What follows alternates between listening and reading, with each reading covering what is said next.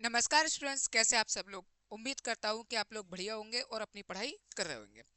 अपनी पढ़ाई पूरी ईमानदारी से करते रहो। सफलता एक दिन में नहीं मिलती, लेकिन एक दिन मिल जाती है। ठीक है, चलिए। मैं नवल सर आपको नरेशन लगातार करा रहा हूँ, और ना सिर्फ नरेशन करा रहा हूँ बल्कि नरेशन को करने के तरीके भी बता रहा हूँ कि आपको एग्जाम सेंटर में किस तरीके से आपको करना है। ठीक है, जैसे एक क्वेश्चन ये लिखा हुआ है। पहले मैं आपको नरेशन बता देता हूँ, नरेशन क्या होती है क्या नहीं होते। कि जैसे मैंने कहा नरेशन, तो नरेशन में हमेशा ध्यान रखना कि नरेशन के दो भाग होते हैं। एक होता है डायरेक्ट और एक होता है इनडायरेक्ट। डायरेक्ट और इनडायरेक्ट। ठीक। अगर हम नरेशन में देखें तो डायरेक्ट में कोई भी चीज यानी कोई भी टेंस अगर प्रेजेंट दिया हुआ है तो जो अपन इनडायरेक्ट बनाते हैं तो इसका पास्ट बनाते हैं। हमेशा पास्ट बनाएंगे यूनिवर्सल ट्रुथ को छोड़कर, और जो आरबी का सेंटेंस जो प्रेजेंट में रहता है उसको छोड़कर बाकी की जो भी चीजें होती हैं वो हमेशा पास्ट रखते हैं।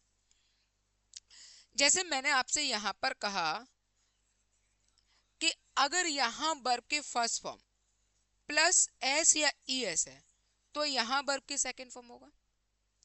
यहां अगर अपन ने लिखा कि आपको इनडायरेक्ट में इज एम आर आ रहा है तो इनडायरेक्ट में आप क्या देखोगे, वॉज वर। अगर आपने देखा कि डायरेक्ट में आपको हैज और हैव मिल रहा है तो इनडायरेक्ट में आप क्या देखोगे, हैड। अगर आपको कैन मिल रहा है तो कैन का क्या देखोगे, कुड।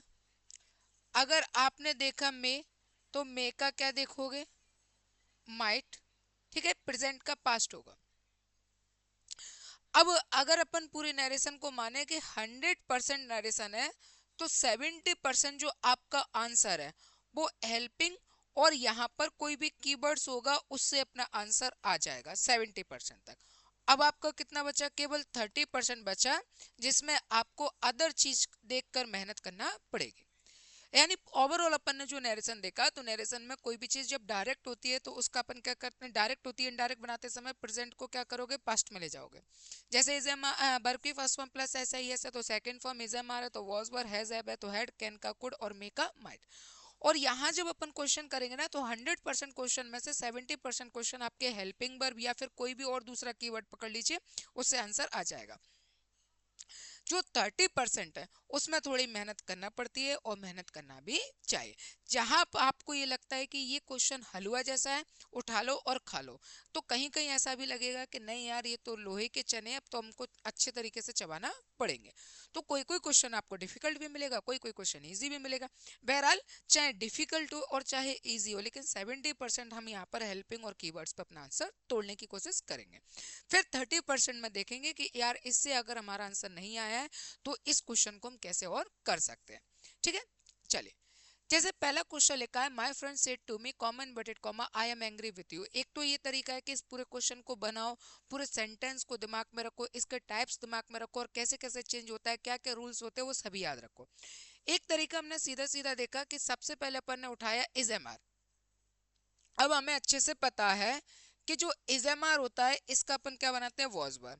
इसका अपन क्या बनाएंगे, वॉज वर। तो इज एम आर का वॉज वर उठाओ। ठीक है, आपने पहला वाले क्वेश्चन में देखा ये इज है, हट गया आंसर। ये वॉज है, ये वॉज है, दोनों रखा रहने दो। ये इज बीइंग है, ये हट गया। हमारे पास कितने ऑप्शन थे, चार। चार में से आपके दो ऑप्शन जो हैं वो कट गए, दो ऑप्शन कट गए, केवल दो ऑप्शन बचे आपके। अब दोनों में केवल और केवल आपको क्या करना है, मैच कर लेना है कि दोनों में कुछ क्या डिफरेंस आ रहा है। जहां डिफरेंस होगा वहीं अपना आंसर हो जाएगा।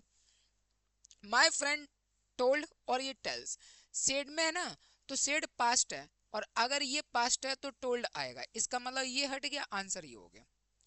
कितना टाइम लगा अपन को आंसर निकालने में। तो आपको टैक्टिक्स बहुत अच्छे से अप्लाई करना चाहिए, आपको तरीका आना चाहिए कि यार इसका आंसर मैं कैसे लेकर आ सकता हूँ। तो यहाँ आंसर क्या हो गया, तो हमने दो चीज पकड़ी।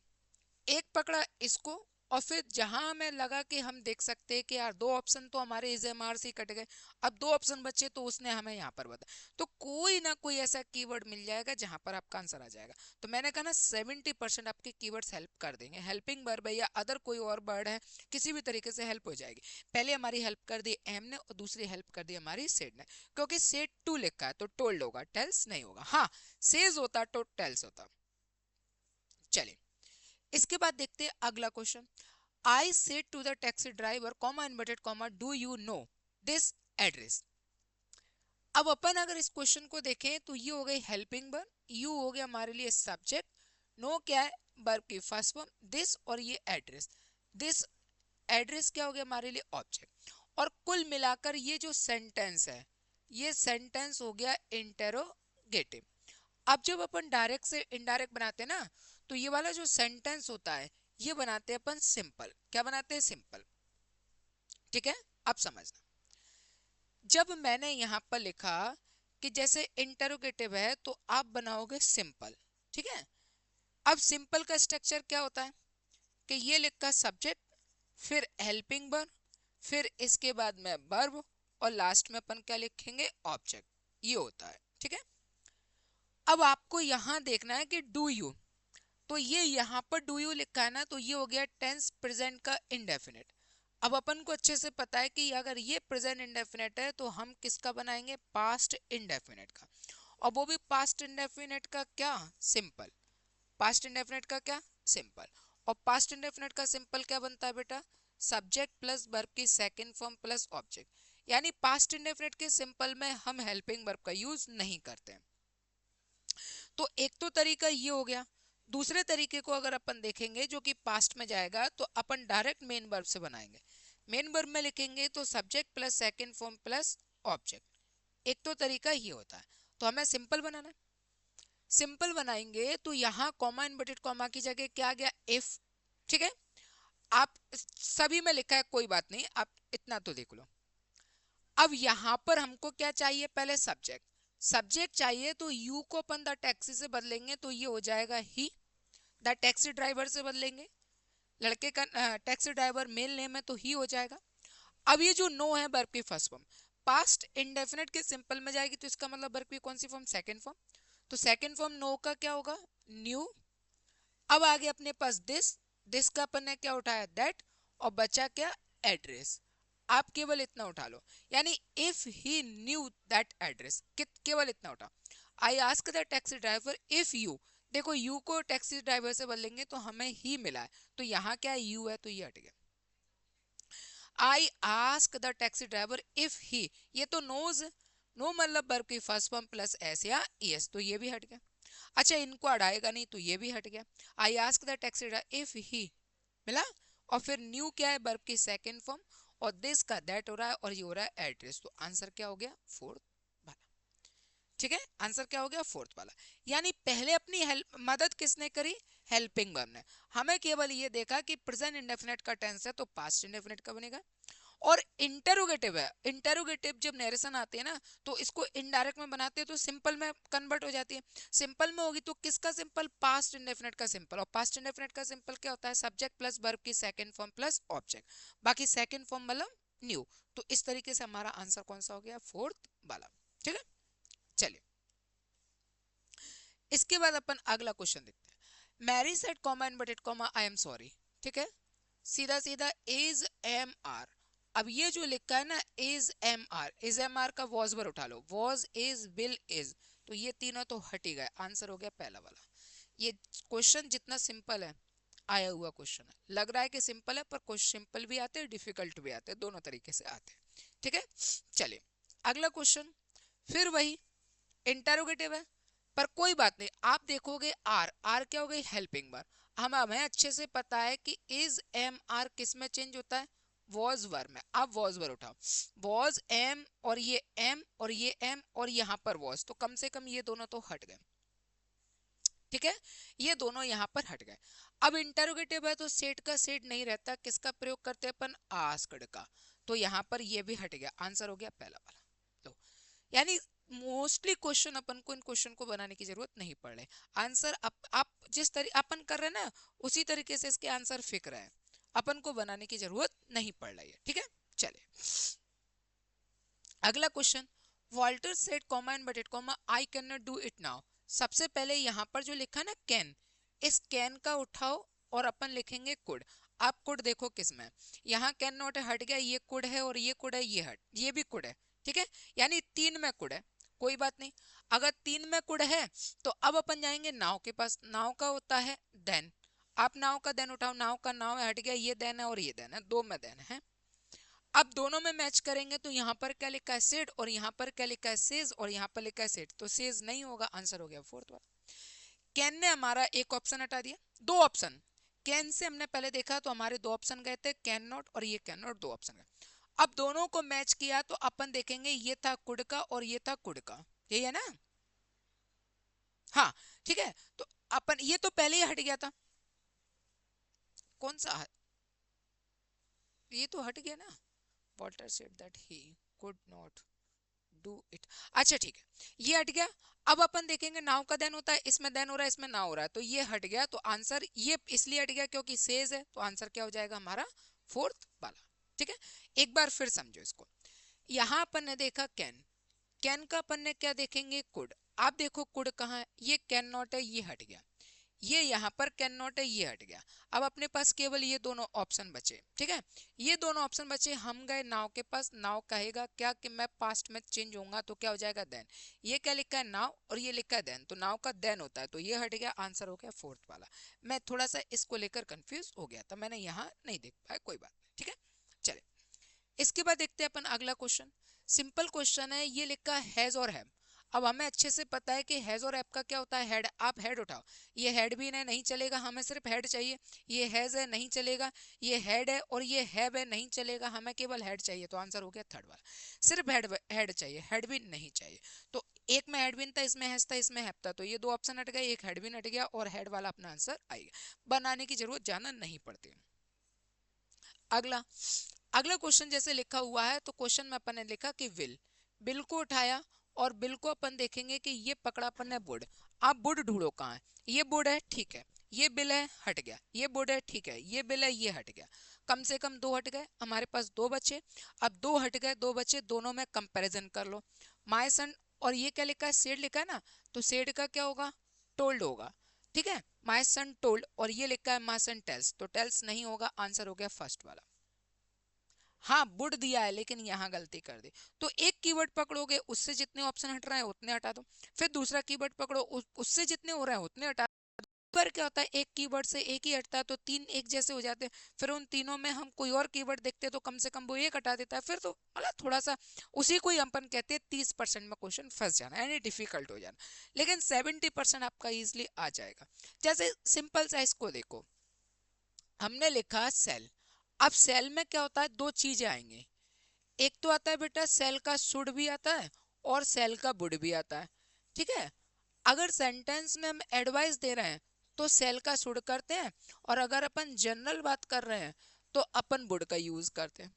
तो दोनों चीजें अपन को देखना पड़ती है। He said I shell go tomorrow, उसने कहा कि मुझे कल जाना होगा, तो मुझे कल जाना ही होगा, और तो कुछ नहीं कर रहे थे, यानी सिंपल बात कर रहे हैं। फिलहाल ये देख लो कि सेल और शुड तो शुड और बुड तो होगा ही होगा, दोनों में से कौन सा आ सकता है, एक बुड है एक सेल है और ये शुड है ये गुड, तो सेल तो अपन हटा दो।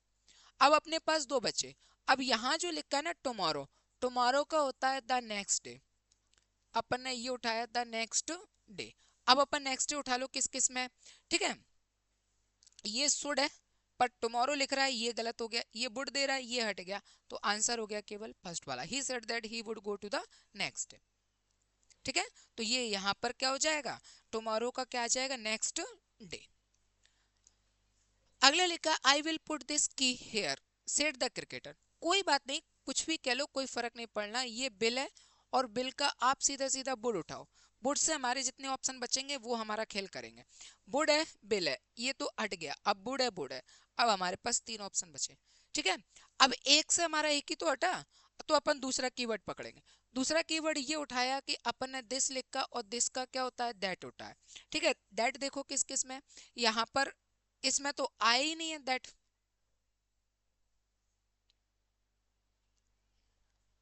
अच्छा एक में भी नहीं आया क्या, कोई बात नहीं। अब यहां पर ये लिखा अपन ने हेयर, हेयर का क्या होता है बेटा देयर, अब हेयर का देयर होता है तो हेयर का देयर उठाओ तीनों में। ठीक है, कोई बात नहीं, अगर तीनों में है तो अब अपन देखेंगे ये क्या है द क्रिकेटर सेड, इसको अपन क्या कहेंगे द, और ये अपन ने लिखा क्रिकेटर सेड। आपको जैसे आए वैसे क्वेश्चन कर लेना, कॉमा इनवर्टेड कॉमा, आई बिल पुट और ये लिखा दिस की और ये लिखा अपन है हेयर। जहां से क्वेश्चन पकड़ में आए, जिस कीवर्ड से पकड़ में आए वहां से कर सकता हूँ। कुछ बच्चों को ये भी पकड़ में आ गया होगा, सर बेशक वुड दे रहा है लेकिन यहाँ पर सेड लिखा है इसलिए सेज हट जाएगा, वो भी है और ये सेज हट जाएगा, तो आंसर हो गया थर्ड पर। हम कहीं से भी पकड़ सकते, ऐसे समझना। एक था ए स्टूडेंट और एक था बी स्टूडेंट, ट्रिक दोनों को पढ़ाई गई थी। उसने कीवर्ड यहां पकड़ा और ऐसे आंसर ले आया, और बी वाले ने ऐसे गया ऐसे आंसर ले आया। तो इससे कोई फर्क नहीं पड़ता है कि उल्लू की लाठी पकड़ के ही अपन सीधे चल सकते हैं। आपको जहां की, मेरा कहने का मतलब कीवर्ड आप कहीं से भी पकड़िए। मेरा जैसे मैंने कीवर्ड पकड़ा था बिल, अब बिल से देखा तो एक ऑप्शन हट गया, तीन ऑप्शन बच रहे हैं, तीन ऑप्शन हटे, फिर दिस का तो इसमें कोई जिक्र ही नहीं आया, और हेयर का देयर देखा तो हेयर का देयर तो वो लगभग सभी में कर रहा था, यहाँ पर हेयर का हेयर है तो ये हट गया था, तो वो सभी में ही जिक्र कर रहा था। अब अपन ने देखा कि यहाँ पर सेड लिखा ना, तो सेड का सेज नहीं होता, सेज नहीं होता, तो यहाँ पर ऐसे समझो ये सेड लिखा है तो ये हट गया और ये हट गया। अब ये दोनों बचे कि नहीं बचे? अब दोनों जो बचे हुए इन दोनों में अपन देखेंगे तो यहाँ पर ये विल है, ये हट गया, आंसर हो गया थर्ड वाला। कैसे भी करना चाहिए, आपका आंसर आना चाहिए, ठीक है। चलिए अब अपन देखते हैं अगला क्वेश्चन। अगला question, he said comma inverted comma I am buying a new pen. Is am are है ना, तो इज एम आर का क्या हो जाएगा बेटा, वॉज और वर। आप उठाओ वॉज वर कहाँ है, सीधा सीधा, तो ये वॉट क्या है, वर्ब की सेकेंड फॉर्म, ये वॉज और वाइंग हो गया, ये हैड बीन हो गया, ये इज हो गया, ये हट गया, ये हट गया, आंसर हो गया फर्स्ट। तो कोई कोई क्वेश्चन तो इतना इजी होता है कि फेंक देता है, ठीक है, बस नजर चाहिए पारिक की तरह। चले, ये 10 क्वेश्चन मैं डेली करा रहा हूँ। जो भी हिंदी मीडियम का स्टूडेंट है, जिनको इंग्लिश में डर लगता है, इंग्लिश को उनको लगता है कि स्टार्टिंग से ही हमने नहीं सीखी है, गवर्नमेंट स्कूलों में भी नहीं पढ़ाया गया, और यकीन मानना एसएससी करना और उनको इंग्लिश में डर लगता है, तो वो बच्चे मेरी लाइव क्लास को भी ज्वाइन कर सकते हैं। लाइव क्लास ज्वाइन करने के लिए आपको करना क्या है, द नवलसर ग्रुप ऑफ एजुकेशन की एप्लीकेशन जो है उसे डाउनलोड करना है, और डाउनलोड करने के बाद आपको पेड कोर्स करना है। पेड कोर्स करने के बाद में उसमें आप डायरेक्टली लाइव क्लास जुड़ सकते हो, जहां पर आप देख सकते हो कि मैं जब क्वेश्चन में इतने वेरिएशन करा के आपको आंसर दे रहा हूँ, तो अपन टॉपिक पढ़ेंगे तो कितना अच्छा इंग्लिश हो जाएगी। इंग्लिश बेकार सब्जेक्ट नहीं है बेटा, इंग्लिश हम हिंदी मीडियम वालों ने स्टार्टिंग से नहीं पढ़ी है इंग्लिश, इसलिए थोड़ा सा लगता है क्या इंग्लिश बे, और कोई भी चीज़ हम जब नहीं पढ़ते हैं और फिर एकदम वही सब्जेक्ट आ जाता है तो थोड़ा वो बेकार लगने लगता है ऑटोमेटिकली, उसमें हमारी गलती नहीं होती है। तो आप घबराने, इंग्लिश अच्छा सब्जेक्ट है, उसको सीखने की कोशिश करें ताकि आप एसएससी सीजीएल जो भी एग्जाम है आपका उसको भी पास कर। और वेल इसके अलावा एक एग्जाम निकलेगा वो तो बहुत अच्छी बात ही होती है, लेकिन आपको अच्छी इंग्लिश आती है, अच्छी इंग्लिश का मतलब आप ग्रामर में भी मजबूत हो, स्पोकन में भी अगर आप बोल पाते हो तो अच्छी बात है, नहीं बोल पाते हो अगर आप समझ पाते हो तो भी अच्छी बात है, कन्वर्सेशन आपको समझ में आ रहा है तो भी अच्छी बात है, और बुकेब बुकेब बुकेब जो होता है वो भी आपका स्ट्रॉन्ग है, वो भी अच्छा। तो आप जिस डिपार्टमेंट में, अगर आप मैथ के दम पर है, जीएस के दम पर है, रीजनिंग के दम पर है, अगर इसके दम पर आप जॉब भी ले लेते हो, लेकिन फिर भी आपको इंग्लिश समझने का अगर थोड़ा सा टैलेंट होता है, तो यकीन मानना आप जिस भी विभाग में होंगे, जिस ऑफिस में होंगे और जिन ऑफिसरों के बीच में होंगे, वहां पर आपके जो एक तरीके से अपन कह सकते हैं इमेज, वो आपकी इमेज में चार चांद लग जाते हैं। तो इंग्लिश को ऐसे ही नहीं जाने दीजिए, ये अच्छा सब्जेक्ट है, इसको पढ़िए। और ये कोई ऐसा कुछ नहीं है सभी के अंग्रेजों की देन है, ये वो फला, ये सब चोचले वाले बाजी बात है। सब सीख रहे हैं, सब आगे बढ़े, हम उस दिन मानेंगे जिस दिन इस देश के नेता छोड़ देंगे। ये इंटरनेशनल लैंग्वेज है, तो इन बातों में ना गरीब के लिए, जैसे मैं सीधा सीधा कह दूं, गरीब के लिए हमारे देश में बहुत अच्छे स्कूल हैं, पर उन स्कूल में हमारे देश के नेताओं के लड़के नहीं पढ़ते। तो और गरीब के लिए हमारा देश विश्व गुरु है, लेकिन हमारे विश्व गुरु बताने वालों के जो लड़के हैं वो विदेशों में पढ़ते हैं। तो इन चोचलेबाजों को थोड़ा दिमाग से समझो, और जितना दिमाग से समझोगे उतना आगे जाओगे, ठीक है। तो अब मेरी बात को आप बेहतर समझ रहे होगे, अच्छा पढ़ो और आगे बढ़िए। नमस्कार, जय हिंद।